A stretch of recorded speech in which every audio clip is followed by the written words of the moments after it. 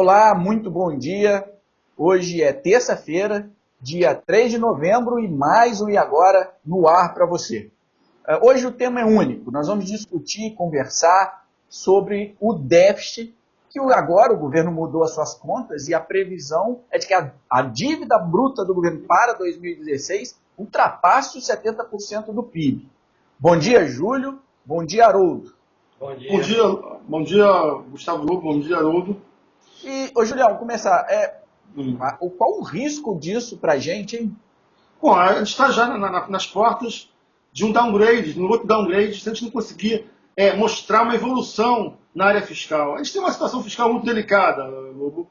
Até a nível de Constituição Federal de 88, a estrutura de gastos do Brasil é muito rígida, você não consegue cortar certos gastos. Pelo lado da Receita, e é importante que se diga, nos últimos 10 anos, 20 anos, o Brasil obteve resultados fiscais muito em cima da arrecadação. Crescimento da economia, renda aumentando, a arrecadação aumentando. Agora, recentemente, com a economia em recessão, a arrecadação praticamente está caindo 4% ao ano. Então, a gente não tem mais arrecadação para segurar as pontas. Porque as despesas são impossíveis de cortarem.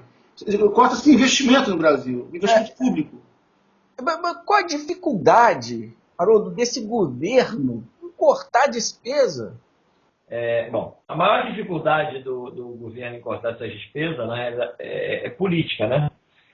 Passa aí por uma questão cultural também da população brasileira, de não entender um pouco do que é essa dinâmica da economia. Então, os políticos não querem se mostrar quem vai querer ser o vilão, né? Quem vai querer cortar pelo lado da despesa? Algum benefício social, alguma coisa do tipo. Então, fica nessa roda, né? Não corta, a gente não tem, o público sofre de outra forma, então eles preferem manipular do que efetivamente cortar na carne e a população fazer aí um sacrifício. O Júlio tocou num assunto importante. Acima de 70% do PIB, as agências de risco, o downgrade é certo. Não, Júlio? É uma questão de tempo, né? Só completando o que o Haroldo falou, a gente tem 91% em encargos e pessoal. Benefícios variados que vão para a conta da Previdência, gastos com direitos dos trabalhadores do setor público. Então, essas despesas são difíceis de serem cortadas, são despesas obrigatórias. E tem também aquelas despesas que vão já carimbadas pelos ministérios. Receitas como os ministérios que eles usam no seu custeio, na máquina, na manutenção da máquina. Isso aí não pode cortar, não dá para cortar. Então, só se corta isso por emenda constitucional, ou seja, uma reforma da Constituição, no caso da Previdência, uma série de encargos, de benefícios sociais, e só com Constituição. Então, a dificuldade política que o Haroldo está colocando é essa. O Congresso não quer enfrentar uma medida impopular. Agora, fica empurrando com a barriga, né? Mas é importante falar aqui que se essas mudanças não forem feitas no longo prazo, ou até acho que a urgência já diz que se isso não for feito no curto prazo, esqueçam que o Brasil é o país do futuro. O que talvez a nossa audiência não entenda é que a inflação de hoje ela não é uma inflação em função principal do desajuste fiscal do governo. O que é importante que se coloca é o seguinte: a inflação ela tem um componente de expectativas muito grande, né? Você tem uma desorganização do setor público, o setor público gastando mal e muita corrupção. Isso gera um movimento defensivo dos agentes que começam a remarcar preço. Isso, em si, o desajuste fiscal em si não gera inflação. O que gera inflação é o desajuste fiscal em si. Quer dizer, no sentido de que há uma desorganização do setor público, isso gera um movimento de reação dos agentes que começam a se defender para manter suas margens. E aí começa a haver remarcação de preço. Né? Dizem que o déficit público por emissão de moeda, financiado por emissão de moeda, gera inflação, de fato. Mas a gente tem também uma dívida pública hoje financiada por títulos. Então, o que acontece é que a gente tem uma desorganização do setor público, um encargo financeiro muito alto na rolagem dessa dívida, que também é inflação lá na frente, porque é o custo financeiro, embuste do custo final das empresas, e aí isso gera inflação também. Mas boa parte da inflação que a gente tem hoje é uma inflação que é fruto de choques de oferta, de realinhamento de preços relativos, no caso, câmbio e preços administrados, o governo teve que reajustar as tarifas de energia e gasolina que estavam represadas nos últimos anos. Então, isso é fruto também de uma desorganização do setor público. Né? É isso que está gerando inflação. A péssima gestão econômica, né? Péssima gestão fiscal, péssima gestão econômica. Né? Péssima gestão econômica, né?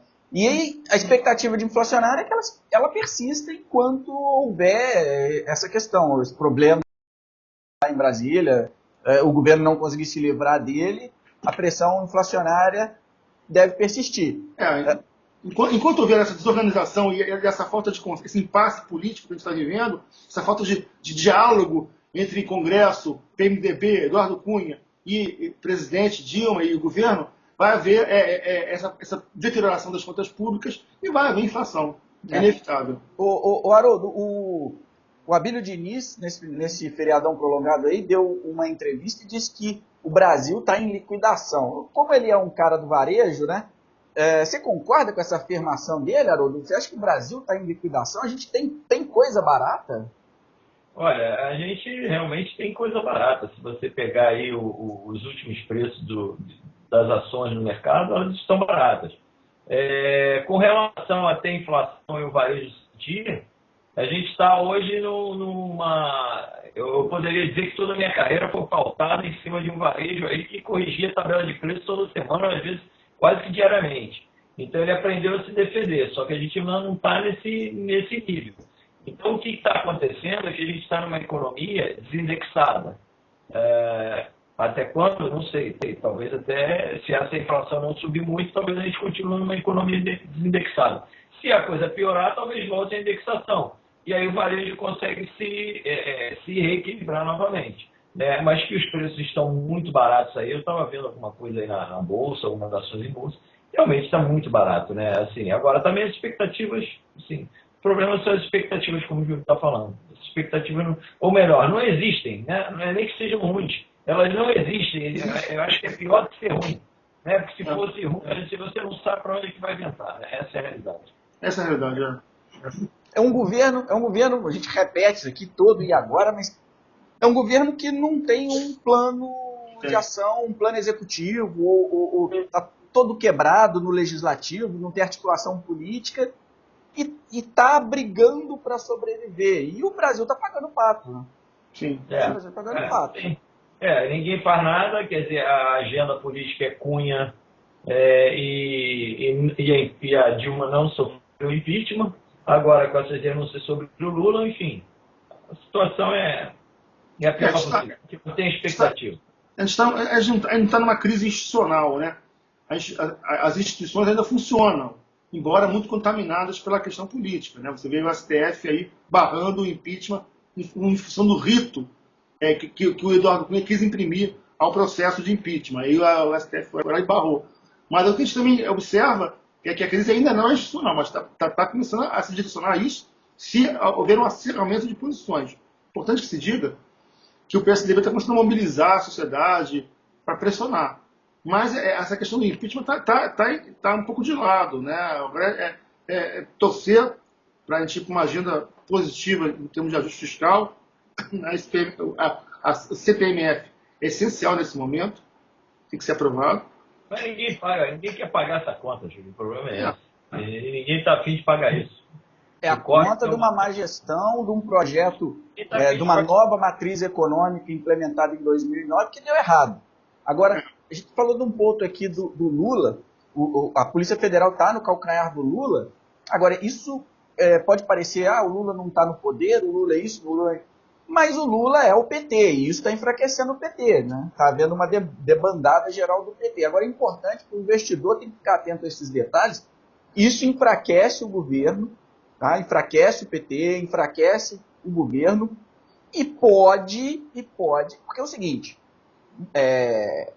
motivo para tocar um impeachment juridicamente parece que já foi provado pelos juristas. Existe, né? Existe. Sim, ok. Aí vem aquela de que o impeachment ele é mais político do que jurídico. Tá, se ele é mais político do que jurídico e a polícia está no calcanhar do Lula, que é a principal figura do governo do PT, então a gente presume que o PT está enfraquecido, a instituição PT está se enfraquecendo e a possibilidade do impeachment aumenta. O que vocês acham desse meu raciocínio? Assim, tudo vai de encontro a essa tese, né? Enfim, é o que eu falei, assim, falta de expectativa é a pior coisa do mundo. Eu acho que se você tem a expectativa que seja ruim, ela é ruim, mas você não vê nenhuma solução. Como sair disso? Não tem uma liderança, não tem um líder aqui no país. Não. Esse é o problema. Nem o PSDB que a gente fala, está todo mundo sumido também. Não. É interessante que nesse embate Eduardo Cunha e Dilma Rousseff, o Eduardo Cunha está bancando o Maluf, né? Ele tá com a batom na cueca direto, meus amigos. A situação é óbvia demais que está precisando de propina. Oi? Ele vai cair no movimentações das coisas são escandalosas. A coisa é um escândalo. É ostentatório o negócio. Ele ostentava. Ele não escondia. O pior é que ele não escondia. Tantas contas são dele. Não tem laranja. Mas o problema é o seguinte. Ele vai morrer atacando. Ele vai morrer abraçado com alguém. Ele vai levar alguém junto. E é isso que está apavorando o PT. E aí os políticos, né? Ele é muito político com o rabo preso, porque ele ajudou muito político nas últimas eleições. Então, a questão do Eduardo Cunha é se ele cair, cai muita gente junto, né? Eu acho que a Polícia Federal está jogando boliche, né? Ela está rolando a bola e vai bater em muito pino. E está sendo pressionada pelo ministro da Justiça, né? Que já chamou atenção sobre o caso do filho do Lula, que recebeu uma intimação 11 horas da noite. Isso é outro absurdo, Julião, que eu acho que nem vale a pena a gente ficar falando isso, porque a gente acaba ficando nervoso. O ministro da Justiça intervindo nas investigações da Polícia Federal. É tão absurdo, tem coisa... ele está sendo muito pressionado pelo Lula, né? O pior são para as outras gerações seguintes, né? São os nossos filhos aí, filho do Júlio, que tem idade do meu filho. O pior são as gerações aí agora que vão estar se desenvolvendo daqui a 5 anos, 6 anos. Quer dizer, só nesse governo aí nós temos mais 3. Né? Então, se você botar mais 3, depois para acertar essa bagunça toda que foi feita, bota mais talvez mais 2 governos, só já são 9 anos. Quer dizer, basicamente, aí, esse período que nossos filhos vão estar se desenvolvendo profissionalmente vai ser um período conturbado. É essa a grande questão. Isso aconteceu com a gente, lá na década de 80, quando a gente estava se acabando entrando para a faculdade, e a coisa era muito confusa. Isso prejudicou muito profissionalmente muitas pessoas. E é o que vai acontecer agora. O déficit vai ser um 100 bi. Contabilizando as pedaladas e a baixa arrecadação, a arrecadação está se frustrando, né? Está abaixo esperado pelo acompanhamento orçamentário do governo. Então, juntando as pedaladas fiscais, que deve ficar em torno de 50 bilhões, e mais a arrecadação frustrante, pode chegar a 120 bilhões o déficit desse ano, que é mais de 1% do PIB de déficit primário, e aí já está dado. Uma década perdida. Esquece 2015. Vamos pensar em 2016. O que é possível fazer para não ter um déficit estrondoso como esse, que vai nos colocar como grau especulativo por todas as agências. Não, mas, e economicamente, recuperação 2026. São 10 anos, década perdida. Década perdida. É década perdida. A gente vai agora trabalhar para tentar recuperar. Uma queda de 3% do PIB, gente. Para um país que só cresceu 7% quando a China estava demandando horrores e o dólar estava barato. É importante que você saiba disso. Atribui-se ao governo Lula e ao PT esse grande crescimento do PIB, né? Na época ele bravatou que ia ser um PIBão. Se não fosse 2 fatores principais, dólar barato naquela época, e pelo fator dólar barato, a China conseguia demandar muito mais commodity, o Brasil não teria crescido o que cresceu. Tá? E se a gente projetar cenário, né, Júlio? Dá para projetar dólar barato de novo? Mundialmente? Eu acho difícil. Nesse ciclo de poder do PT, não dá para... Não, mas mesmo a nível Estados Unidos mundial, se imaginar que o dólar vai ter... Gustavo, vai haver uma readequação da liquidez mundial com os juros americanos sendo elevados. Mas o dólar esticado, aí, quase 13,90 atualmente, é fruto da nossa crise política. Exatamente. E as nossas, como dizem, na nossa jabuticaba. No Brasil tem certas situações que são específicas ao Brasil, não existe lugar nenhum no mundo. É interessante observar o comportamento do Bovespa nos últimos meses, até nos últimos anos. Ele está assim, ó. Ele está oscilando numa situação de congestão que fica entre 45 mil pontos, no máximo 55 mil pontos, não passa disso. Está assim, há muitos anos. E aí o volume de negócios da Bolsa está em quase 5 mil bilhões, que é muito pouco para a Bolsa de Valores. Né? 5 bi, não é isso? É, por aí, a média é 5 bi diários, real. É muito pouco para a Bolsa de Os últimos dias não tem dado isso. Hã? Os últimos dias tem dado 3. Deu 3 bilhões em alguns momentos. É muito pouco, o nosso mercado está muito esvaziado. E o mercado é uma caixa de ressonância da economia, ele reflete a economia do país. Ele está mal há muitos anos. Né? A tendência de alta só vai acontecer quando esse governo sair, aí, quando sair o ciclo do PT, que desorganizou a economia toda, e se, de repente, deve estar enterrando todos os avanços do Plano Real. É difícil você afirmar isso com certeza, mas boa parte das conquistas do Plano Real estão sendo enterradas por esse governo. Falar de política social, gente, ela é importante quando ela indica uma porta de saída. Não adianta ficar dando... Esse é um indicador, e o Levi falou isso esses dias. Olha, é importante saber quantas pessoas estão saindo do Bolsa Família. Não é quantas estão entrando, é quantas estão saindo, para conseguir voar sozinho, ter sua autonomia para progredir, a economia ter mobilidade socioeconômica, sair da pobreza e se tornar classe média baixa, enfim. Essa que é a questão importante, e que o Levi colocou isso nessa semana. Olha, o importante do Bolsa Família é quem sai do Bolsa Família e consegue ascender. Nós já tivemos, essa semana a gente já teve uma notícia de um downgrade populacional de classe. 3 milhões e meio, mais ou menos. Ou seja, é o que vai ter que acontecer, porque com essa inflação, do jeito que está, o governo tendo que enxugar não tendo emprego, a indústria encolhendo, o mercado encolhendo, vai ter downgrade de classe. CAGED, né, emprego formal, 1 milhão de cortes de emprego. Exatamente. 12 meses. Ok. Então, realmente, saiu a penagem contínua essa semana, 8,7% da PEA, está indo para 10%. Realmente, um quadro muito forte. Anda lá no shopping de Rio de Janeiro, no shopping downtown, que não está loja para fechar, não. Isso também chama atenção. Os shoppings, eu fui no downtown, teve um festival de Oktoberfest, mas a quantidade de lojas fechadas é assustador. É o outro lado, é a ressaca do boom de consumo do governo, do ciclo do Lula. É isso aí, é essa ressaca aí, gente. Desemprego e pequenos negócios quebrando, né? É isso aí. Então, para o investidor, olho nesse ajuste fiscal, olho na crise política dentro do PT, olho no avanço em cima do Lula que enfraquece o PT, e do lado do investimento, não tem outro jeito senão atrelar renda fixa e IPCA nos seus títulos, porque... NTNs, né? NTNB, né? Se defender com o IPCA de alguma forma, né?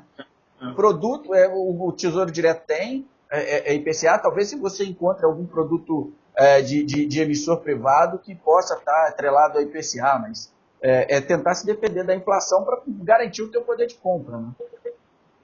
Ok, senhores. É isso. Essa semana é isso. A gente volta terça-feira que vem, então. Boa semana a todos aí, bom dia a todos, então. Tá, boa semana a todos, boa semana a você que assiste a gente, bons negócios. Haroldo, um abraço. Obrigado. Um abraço para vocês.